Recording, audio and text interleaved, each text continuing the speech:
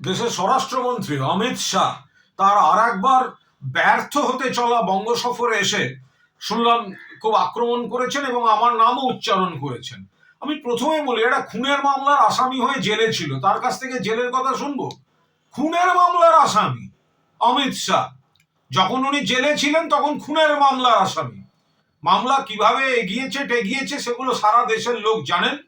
তো সময় দিন না, তারপর দেখতে পাবেন।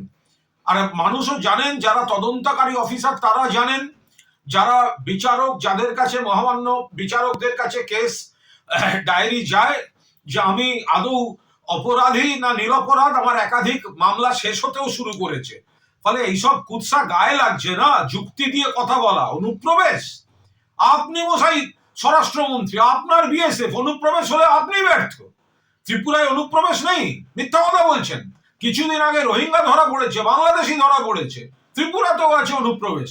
আর দুর্নীতি নিয়ে কথা বলছেন, জেলখাটা আসামি, খুনের মামলার আসামি অমিত শাহ।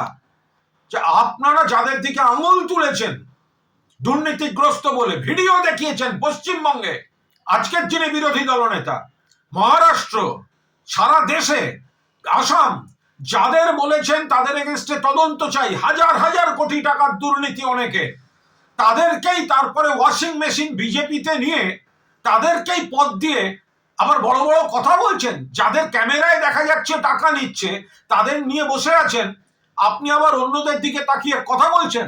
আমি কুণাল ঘোষ জ্ঞানত কোনো অন্যায় করিনি। জেল খুনের মামলায়, জেল খাটা মামলার আসামি, জেলে ছিলেন খুনের মামলায়, ঘটনাচক্রে আজকে দেশের স্বরাষ্ট্রমন্ত্রী হয়েছেন। কথা বলবেন ভেবে চিন্তে কথা বলবেন।